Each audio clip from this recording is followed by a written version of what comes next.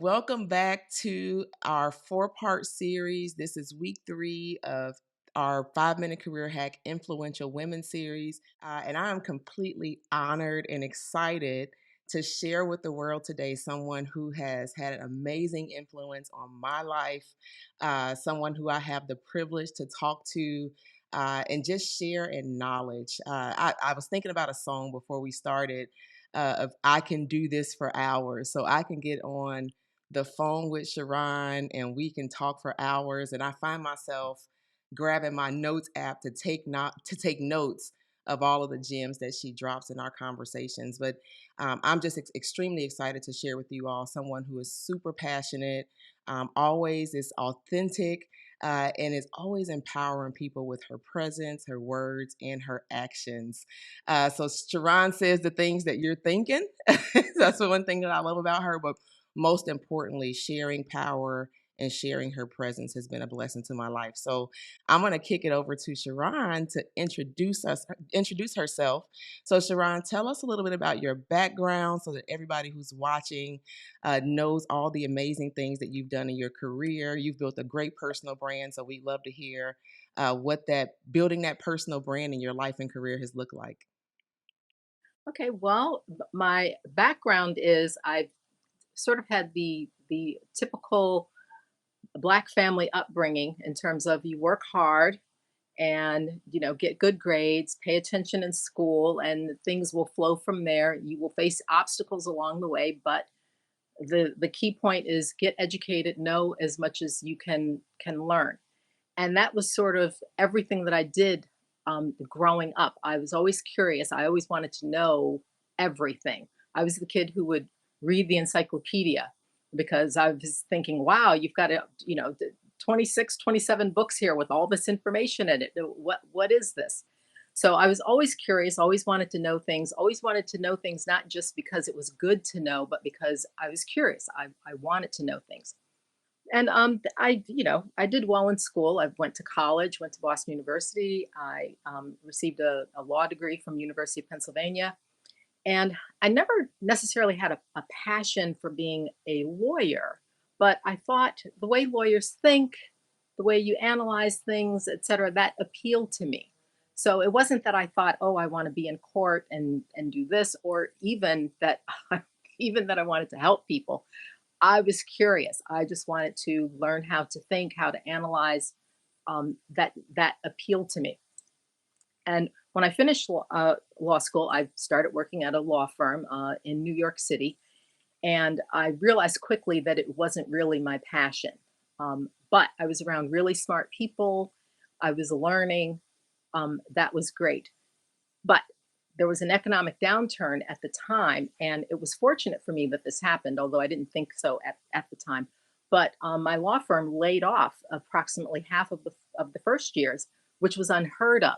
Like no law firm would ever lay off a first year. It was considered, kicking a baby seal, that sort of thing, because we were there to learn. But this was um, a, a lot of things were going on globally, economically, and lots of law firms were laying people off. So it forced me to find other work while I figured out what I wanted to do. And that led me to working in actually different areas outside of law, which was fun and exciting because it was New York City.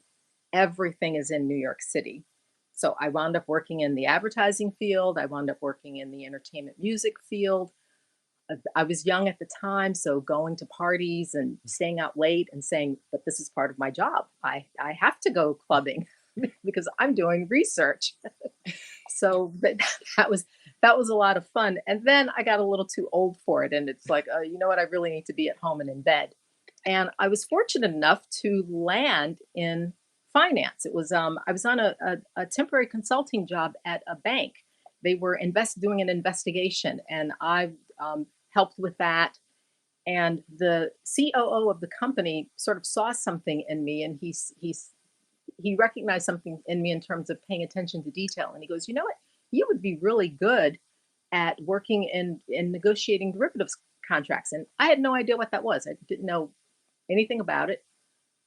But next thing you know, I'm working in finance. And what helped, even though I had no experience in that area, because I had the law degree, And because at and it was a good law school that gave me that stamp of approval. So immediately I was considered for a job where I had to buy this 700-page book and sort of skim through it over a weekend before the interview so that I could talk my way through the interview and get the job. And I did that and I got the job. And of course the people hiring me knew that it wasn't my area, that I would have to be trained, et cetera. But they understood she's smart, she pays attention to detail, she's dedicated, she will do the work. So I landed in finance, and that's where I've been working since 2003, 2004, and I enjoy it. It's because it utilizes my skill set, which is which works for me. Attention to detail. I need to be right on what I'm working on. Can't be lazy, and I do love being right. So when I figure out a problem, and it's like I figured that out. So that's sort of how I came full circle, going from a serious job at a law firm to fun, interesting jobs in advertising and entertainment, and then working my way back to working in the financial field, doing legal negotiations. And Awesome, awesome. So, Sharon King Rand, definitely appreciate you sharing your story about your background. And I want to pause on something you said. You said I was always just a really curious person, and I think back to a conversation that we had when I was asking you, like, what made you want to choose a career path that was just so different? You left Illinois, went to New York, and one of the things that you told me, and I actually heard Carla Harris talk about it in a video I was listening to just the other day. You said you came across people who told you, who, if they would tell you what you couldn't do, it made you want to do it even more. And Carla Harris referenced that as negatively motivated. So I would like for you to just, before we hop into the next question, I'd love to hear more about maybe that time, where it was a challenge, or just that time where you were negatively motivated. Who was the first person who told you you couldn't do something that really infused that drive that you have to be so successful as you are today? well, it's interesting. I think because of the time that I was born, I'm born in 1963, height of the civil rights movement. All of the adults are involved in trying to move us forward so that we can have opportunities, et cetera. I think about the fact that when I was born, we didn't actually have the right to vote and had to fight to right to vote the year that I was born. And so the entire atmosphere of the country, I could feel that as a child in terms of the limitations that would be placed upon us. I can remember watching the Olympics in 1968, and there were the figure skaters, and watching them out there, and hearing some of the black adults in my life saying, "Oh, they'll never let black girls do that. They'll Mhm. never, black girls won't be able to do that." Just having that. Now, I don't know how to ice skate now, so that wasn't going to happen for me. But just having the culture around me thinking there are doors that are automatically shut to us in terms of what we can't do. And but then I saw other adults in my family who were being successful, having successful professional careers, and doing things despite the obstacles. Mhm. And I didn't appreciate it at the time that I was young. Now, as an adult, I look back and I think, wow, my cousin forged a professional career in the 60s and 70s at a time when black women were being shut out of things. There were jobs that weren't necessarily even big time jobs, but a black woman could not get that job. You could not go get a job as a receptionist at a Wall Street law firm. You couldn't Mhm. have a front office position at a lot of companies. And so growing up as a child and just having that be, that's the way the country was, I know I picked up on that. It's not Mhm. so much that anyone, necessarily turned to me and said, you can't do this, but that's what we were being told in general, as a people. But once I got to school and I just wanted to know everything. And so I would look at somebody else learning something and I was like, I'm going to know that too. I remember in high school, I had no interest in a science career or a math career. Like that wasn't my interest. I did well in those classes. I got good grades, but I was like, I'm going to take every advanced science class that's offered. I'm taking every advanced math, calculus, physics, advanced physics, everything. I'm taking those classes, regardless of whether I need to take them in college or for what I'm going to study, because I don't want to walk past a classroom and have kids in that classroom learning something that I didn't know. So I took all of those classes. It turns out that it was a good thing because it looks very good on your transcript when you're applying to college. You know, if you have good grades in there, it's like, oh, okay, you must be smart. But I was just curious, and I didn't want other people to know something that I didn't know. And when we moved from Illinois to Arkansas when I was in the 10th grade, and it was a November, so it was the middle of the school year. So I arrive and I'm talking to my guidance counselor, and I'm choosing the courses that I want to take. I'm finding the same course that I had previously been taking. And my mother was sitting there with me, and the guidance counselor, as I'm choosing, I'm choosing the hard classes. The guidance counselor is looking at my mother, and she says, these are really tough courses that she's choosing to take. And my mother said, she knows what she's doing. The guidance counselor looked me up and down and said, we'll see. And that made me think, oh, we will see. We're both going to see something. And that I was already motivated for myself because I wanted to do well for myself. I had a sense of pride, but for somebody to challenge me in that way, that guidance counselor turned out to be an advocate. She was absolutely wonderful, helped me in terms of understanding the college application process, etc. But those little things made me perk up and say, well, you won't tell me that I can't do something. If I end up failing, it will not be because I didn't try. It won't be because I said, oh, I'm told I can't do that, so I won't even get involved in the first place. So those kinds of motivations help me because I'm stubborn. I always say I won't beat a dead horse, but I will beat the horse until it's dead.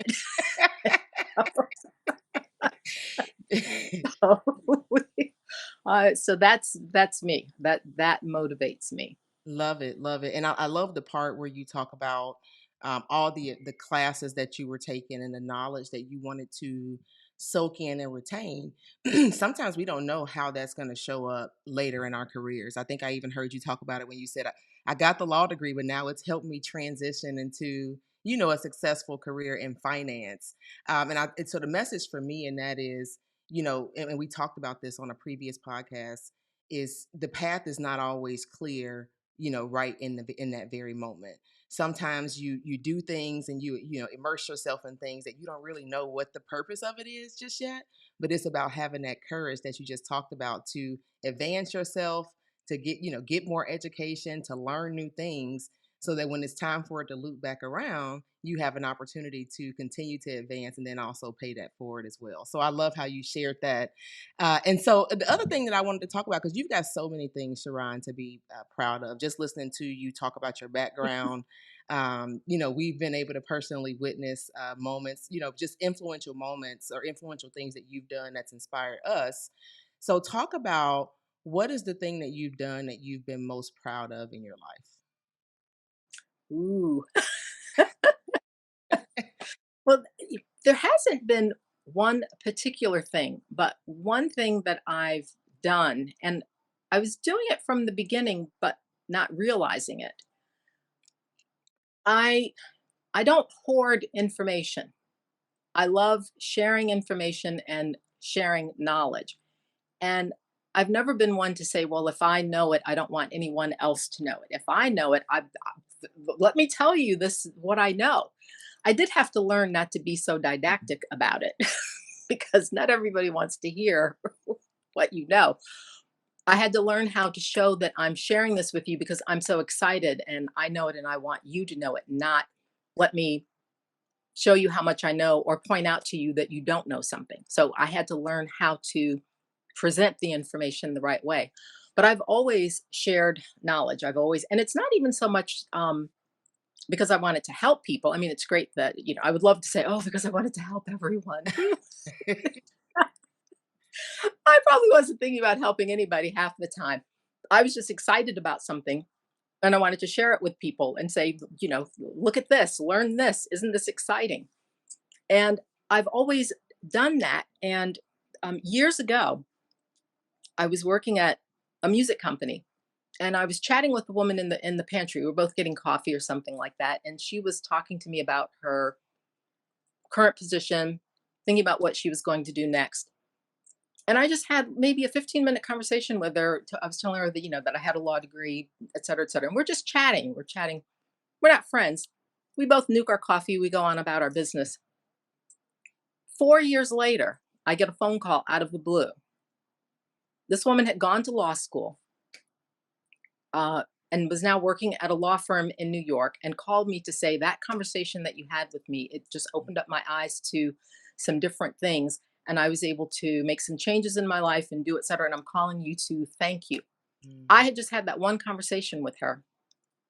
I didn't even remember her. I remembered that we had had a conversation, but if she was standing in front of me, I wouldn't have been able to pick her out from anybody.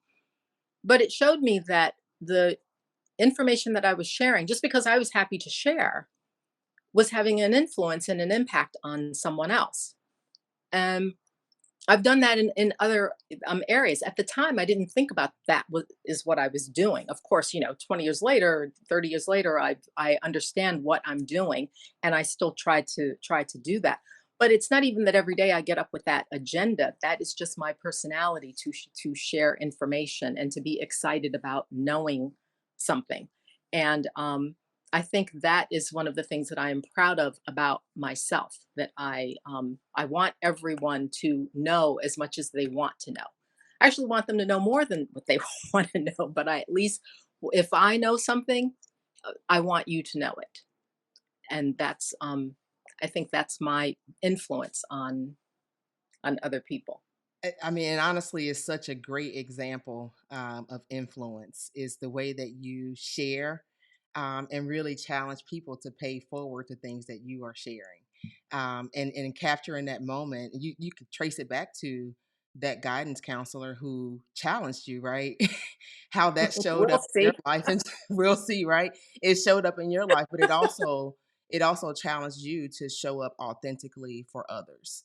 And that's what I hear in the story that you just talked about is, you're showing up authentically, you're sharing power, you're sharing knowledge. I've already said openly that you do that for me and it's blessed my life so much.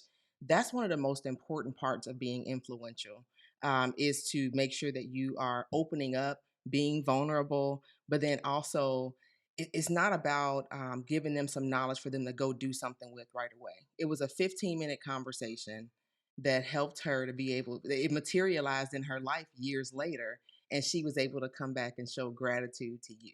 Right. So I love that story. And I think that, sometimes influence can be direct or indirect. Right. And that's a great example of you showing up as your true, authentic self. You had an indirect but direct influence, and it was able to come true in somebody's life, or where they were able to do something differently, or succeed in a way that they maybe hadn't imagined that they could.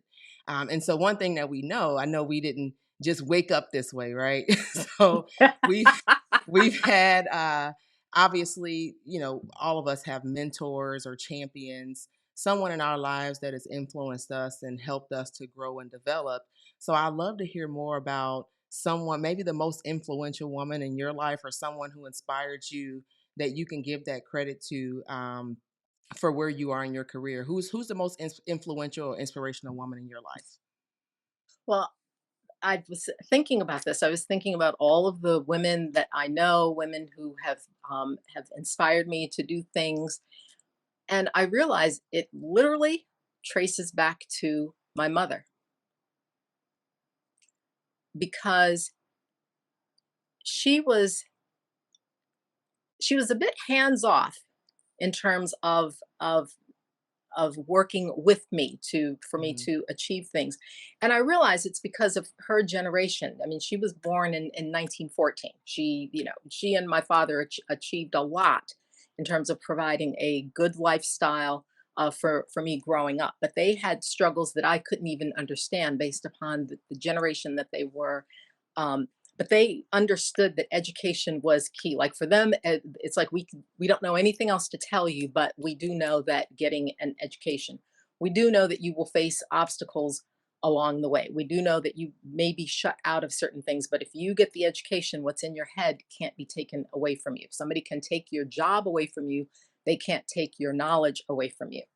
And so she was always, I had to do a lot of navigating myself. Like she didn't know necessarily how to advocate for me. I look at the people today, and the parents are out there, fighting for for their child to, oh, my child is perfect, my child can do this, and that's great. I think every parent should look at their child as the end all be all, etc.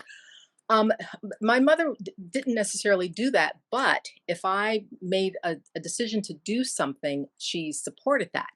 As I said before, when I decided I'm going to take all of these courses and someone else was having doubts about it, my mother's attitude was, she knows what she's doing. Don't stand in her way. She knows what she's doing. Sometimes that was a little difficult because once in a while I perhaps needed an adult who could possibly help me, Mhm. but it forced me to think for myself, to figure things out for myself, and to find other avenues and other advocates who could help me with some things. Um, I had a high school journalism teacher who, and this is interesting. She appointed me co-editor of our school paper. Generally, we only had one editor of the school paper. And I don't know so much about the history of the school, but I'm pretty sure that they'd never had a black editor of the school paper. Mhm. She appointed me co-editor with a boy who was a white boy. And when I look back on that, I'm thinking that was probably very brave for her to do that, to make that decision to do that. I didn't appreciate it as much at the time. I was 17, 16, 17 years old. But she also encouraged my writing. And when I wrote my essays for college, she volunteered to help me type them. I had a little typewriter at home. This is pre-computer. Like I said, I was born in 63. Um, but just the fact that for her, it was just automatic that I was going to write well, that I would do great college applications, that I would get into the school of my choice. And for her, it was just a matter of fact thing. For my mother, it was a matter of fact thing that I would get into college. And so it was sort of like those were just facts.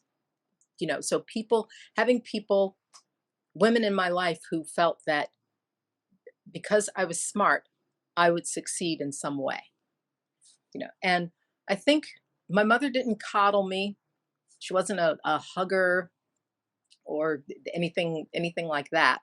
um, but she believed in my intelligence, and so I never had any doubts about myself with respect to that. I know that I'm not the smartest person in the world. There's always someone who's smarter, and that's great. I want people to be smarter than I am. You go out and figure out, create new things that I would never to be able to come up with. But I never had any doubt in terms of where I fit in terms of being intelligent. I didn't have to say, "Oh, maybe I'm not smart enough for that." We'll find out. We'll see. We will see. So yes, my mother definitely had an influence on me. She was tough. So Yeah. but it's so funny because today my husband will always say, like, he never met my mother because she had already passed when I met my husband. But he will always, put his arms around me and hug me and say, "Oh, I'm so grateful to your mother."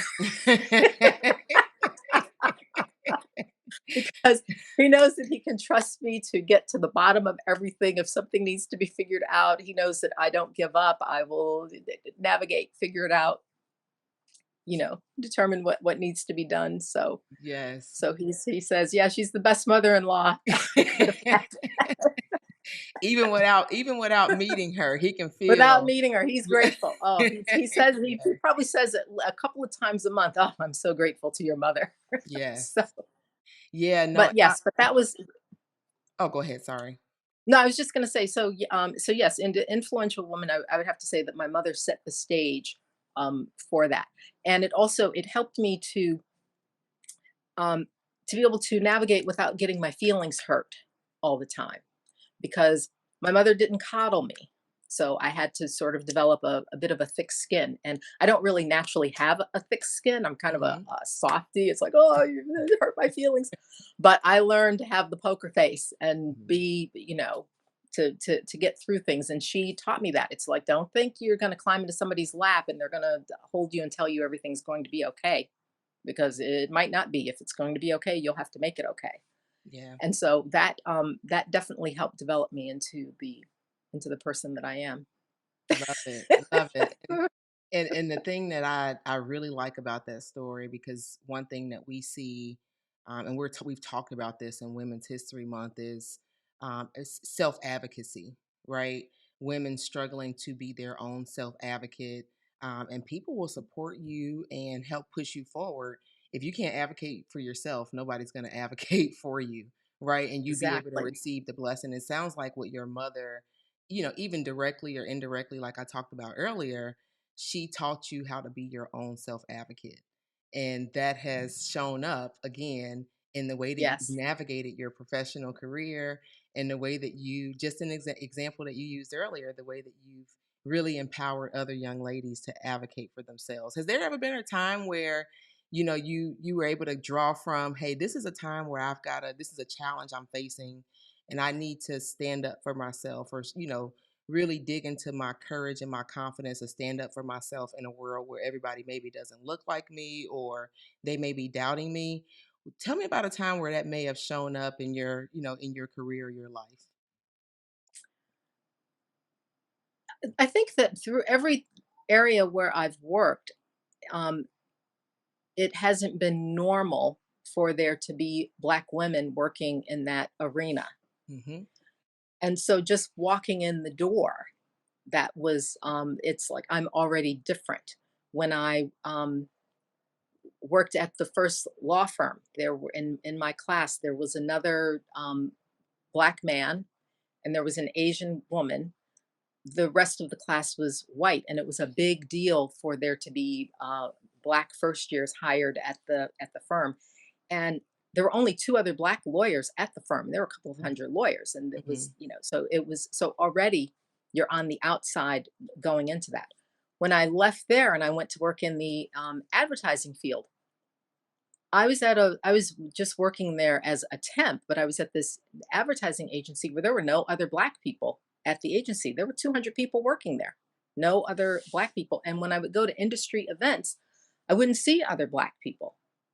And so already when you think in terms of finding advocates and mentors in those areas, finding someone who looks like you or who has had your same experience. When I came along, I didn't have that. There was no one to turn to. So again, I had to advocate for myself. Now, when I started working in the entertainment music industry, there were Black people, but a lot of them were on the performance side, not on the business side. I was in Mhm. business affairs, I was in the legal department. And so just always being the outlier, being different, I had to get accustomed to that. And I didn't dwell on it too much. That's it. And in some ways, I was probably naive. There were probably things where I just thought, "Oh, I'm walking in here and I'm smart and I'm talented and I can do this." And there may have been people who were putting obstacles in my way, and I naively didn't see it. Maybe something didn't work out, and I said, "Okay, well, it didn't work out because you don't get everything. Sometimes somebody else gets the opportunity." And that could have been the case. It could have just been that it wasn't for me; it was for someone else. It could have been that someone put an obstacle in my way. I wouldn't necessarily see that. That's one of the hard things where you never know. You don't want to think that every time something doesn't work out that it's because someone was biased against you or because of racism, because it's not always. But that's the thing that we have to deal with. We never know whether that was all of the reason or part of the reason. It would be great just to miss out on something and know that had nothing to do with race or gender. Right. But that's just a luxury that we don't have right now. So it's always in the back of your mind. Sometimes it's so obvious that it was that you're like, okay, I know what that was, but but not always. But it's so there wasn't any one particular devastation or anything like that. And just knowing that that is there, I think that I couldn't afford to dwell on anything, even if there had been. because uh, okay, you just have to keep moving on to the next thing. You Right. can't dwell too much on something. You know that it happens. You pick yourself up. You figure out how you may be able to do something differently next time, or you say there may not be anything I can do differently next time, but it'll be a different group of people, a different set of circumstances, and you just move on to the next thing. And I think that a lot of people do that, and not just in the corporate world, in any kind of situation, any job that you have, whether you have a job that you're just going to as a job, whether you have a job that you're going to as a career, you still face those types of obstacles. Yeah. Yeah. No, that's powerful. And it brought me back to a conversation I was having the other day with my spiritual mentor. And sometimes when we face those adversities, the tapes that are playing in our head, and what the narrative that we're creating around this is is this a situation where I need to advocate for myself, or am I making up a story in my head, right? That's causing me to be stifled. And sometimes it's our own stories, not necessarily what's going on around us, that keeps us stuck or in the same place. And so when I Mhm. think about it for you, you've talked about so far during this interview that you were feeding yourself. Your mother was indirectly feeding you a story. Your counselor fed you a story, and the tape that was playing in your head was, "I'm going to stay curious. I'm going to overcome any obstacle. I'm going to learn as much as I can so that I can share it, and I'm going to take the steps forward that I need to succeed." And I think that that's the lesson for me, and what you just talked about is, what is the narrative that you're telling yourself? I don't even think it was naive. It was that story that was in your head was one of, I'm going to win anyway, no matter what's going on Mhm. around me. So I love that you shared that. Right, that for me it was be prepared, so that whatever and it also that helps you analyze what has happened to you, because if you say I was prepared but these things happened anyway, you at least know that you took no wrong turns, you didn't make a misstep. This was just what was going to happen. This Yeah. is an obstacle in life, and there are always obstacles. I've been with this being March, and we're talking about influential women and women in history, etc. And you hear the phrase "level playing field" a lot. People say, "Well, we just want to have a level playing field," and I'm thinking to myself, the playing field is never level. You cannot overcome being better than they are at the thing that they do, because they are better. But that's a fair obstacle. That's not someone putting something in front of you artificially to cause you to trip and fail. And that's what I would want for us to have. A playing field where no one is putting up artificial obstacles, no one is being Mhm. malevolent in their actions towards you, and that would be that would be a best case scenario.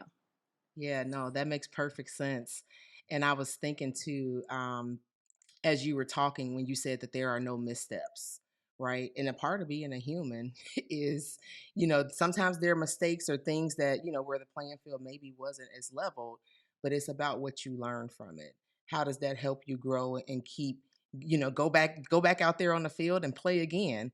Right. Right, because it's not going to always, unless you're just extraterrestrial.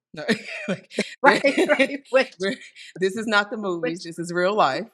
right, this is yeah, this is real life. Yes. And also one thing that I learned, sometimes your journey is not just for you. Someone else is watching, and they're learning from your success. They're also learning from your failures. And so everything that is happening to you can also be a benefit to someone else. And so there are disappointments that I've had, but I know that there are people in my life where they've learned something from that, and that's good. That's good also, which is Yeah. why it can be good to share disappointments Yeah. with people, because then they understand, okay, other people have gone through that sort of disappointment or had this sort of failure. So I had to say that sometimes a disappointment, my disappointment might be a benefit to someone else. Sharing those disappointments and those vulnerabilities, it helps women of today and women of the future to know that it's not going to always just be perfect. right? There's Right. going to be times where you are going to get disappointed, and you've got to, pick yourself back up, learn from those challenges so that you can move forward. But I think the opportunity with not sharing that is it puts a pressure on women today of thinking that they've got to be perfect. And it's something that Hmm. I have to stay like conscious of all the time, because sometimes I put that pressure on myself, being a mom, of I gotta get this right. But I do better by showing Riley and Levi and my stepdaughter as well that I'm gonna make a mistake, right? I'm gonna make a Hmm. mistake. I disappointed myself. Maybe I disappointed you, but this is how we're gonna move forward. And so I love that you shared that, because sometimes we think that we're not strong enough if we start to experience pain or start to experience Hmm. disappointment. Let's imagine, right, over the next 5 to 10 years, if we could imagine and describe the perfect world for influential women personally and professionally in the next 5 to 10 years. What do you imagine that would look like for our future generations? Well, I think that the perfect world would be something that I said previously, where if there's no malevolence, there's been so much, there's been misogyny against women. When women began entering into the workplace in full force in corporate America, especially when women began taking jobs traditionally held by men. It used to be that a company could pick, the top men to come and work for the company, and then if they still had positions to fill, they'd go for the average man, and work their way down. Then women started entering into the workforce in a professional capacity a lot in the 70s, and that's when a lot of the misogyny kicked up a notch, because now a company could say, well, instead of hiring this average man, I could hire this really smart woman. Hmm. And it's like, oh, but Joe has 4 kids, and he's got to support his family. We need to hire him. But a company would be, I'm going to have average person when I have this really smart woman that I can get for less money, because that was part of it too. And then that was something that women in general were started facing when they started entering into the workforce. And I think going forward, I mean, now in my industry, a lot more women are involved in finance. It's great to see women on the trading floor. It's great to go into a meeting and have just as many women as men working there, women doing just really smart, top-notch work in finance. And that's great. But if we can get rid of the idea that a woman shouldn't be there, or that the whole concept, you have to be twice as good to get half as much. How about I be twice as good and get twice as much? Let's move into that arena, and not have it where people are, um, where the society, the culture is trying to hobble you. Mm. That to me would be great in the future. Let's have fierce competition. Let's have it where people are just competing and saying, "Hey, I'm better. I should get this." And everyone is striving to do the best that they can, to do even better than they think they can do, and achieve something, and not have someone against you just because you're a woman. I would like for women and Black women, particularly, to be able to work in various areas and have it not be a big deal. Like in the future, that would be great. Just where people are just working in different areas because that's what they choose to do, and it's not anything special. Your skin color is not anything special in in terms of the work that you're doing. That would be great to have that in the future, and also where not everyone feels they have to be the trailblazer, Mm. because it's great to be a trailblazer. It's great if you have that in you to go out and fight the good fight, and do all of those things, and stand up and be counted. But there are also plenty of women who don't necessarily want to do that. Right now, we're at a stage where we have to do that, but Yeah. not everyone wants. Some people just want to be regular, everyday people. Wake up, go to their jobs, raise their families, work on their marriage, enjoy their friends, go bowling, go fishing, go do whatever, and not necessarily be out carrying the sign and Hmm. that sort of thing. I want there to be an opportunity for those women too, and for those women not to feel, well, because I'm not the first of this, and because I'm not trailblazing in this area, and because I'm not protesting because I'm not digging a well somewhere to help people get water. I still matter. I still count.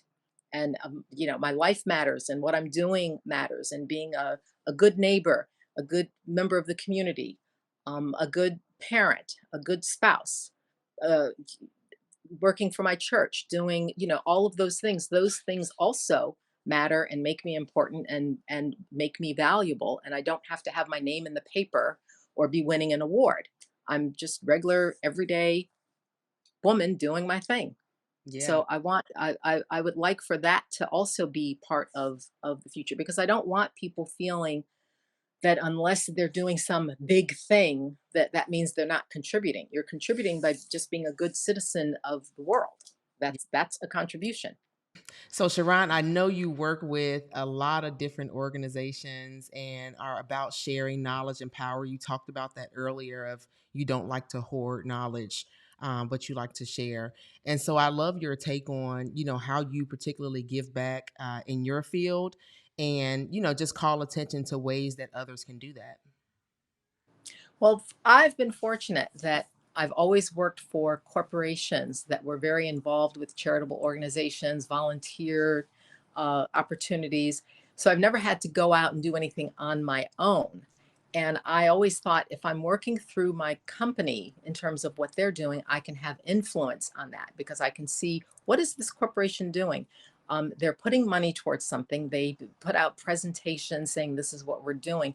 But when you actually look at what they're doing, how can I get involved? How can others get involved to sort of guide and steer what they're doing to have the most impact?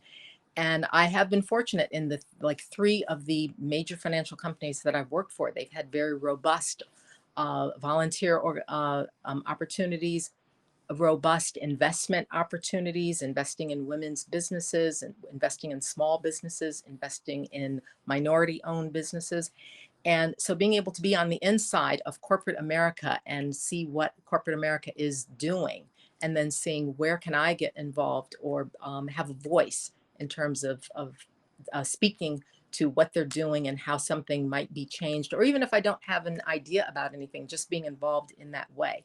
So that's been great for me in terms of my involvement, because I know it's very hard sometimes for people to say, well, which organization should I go do something for? I never had to make that decision because it was sort Mhm. of laid out a little easier for me. But I would encourage anybody working for a company that is involved in that type of work to get involved from the inside, so that you can influence what the company is doing, and have a voice in that. Yeah, absolutely. And you're exactly right. You don't always have to go and seek out an organization to pay it forward. We have to be aware of, what's happening right in front of us. Where opportunities, every job I've worked at, there's always been an opportunity for us to do something outside of work. And then I see some who kind of see it as a task or that extra thing to do. But what I Mhm. hear you saying and what I've had to embrace and love embracing is when service is a part of our DNA, right? And those Yeah. opportunities that we take part in right in our world, that's our opportunity to be influential and make an impact right there where we are every day. So I love that you shared it that way, and I look forward to calling attention to some of those organizations as the viewers are watching in ways that they could give back, and organizations that you're affiliated with that they can contribute to as well. Well, I am so pleased that you asked me to participate. This is wonderful. Of course, I'm thinking influential women. It's an honor to be a part of this. It's an honor that you think that things that I have to say, it's worth someone else hearing. Like you've said, you and we talk all the time, et cetera. And I just say the things that come into my head. I do love the fact that you write some of those things down, because if you come back later and say, "Oh, what did you say before?" I don't know. What did I say? But Someone's always listening. yeah, yes, someone is always listening. But I am happy that I can make any sort of contribution to anything that anyone that would help someone find their own path. My path has been varied. Each person's path is their own, but sometimes we do have similar paths. Sometimes we have similar experiences, and I just want everyone to know that you don't have to necessarily have a playbook of what you have to do at a particular point in time. You can have your goal, understand that there are a lot of different ways to reach it, and be open to different opportunities that come your way, and be open to lessons that you're learning along the way, because that will help you get to where you need to be. And don't feel that because you in your mind that you've failed at something. Sometimes we do fail at something. I know that the what people like to say, well, it wasn't a failure, it was just a lesson that you learned. No, sometimes that it is a failure, but that's not necessarily a bad thing. It means, okay, now you go for something else. You learn something from it, you move to the next thing. Was it a failure? Yes, but you don't have to beat yourself up about it. You Yeah. don't have to feel, if people feel like, oh, if I must not ever fail. It's like, no, it's okay. Part of life. It's Yes. part of life. Well, I'm gonna So let you drop the mic. I want to knock my mic off here.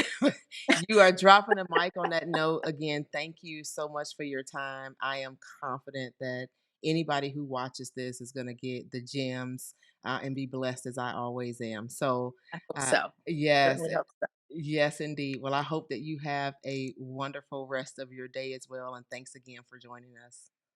Thank you.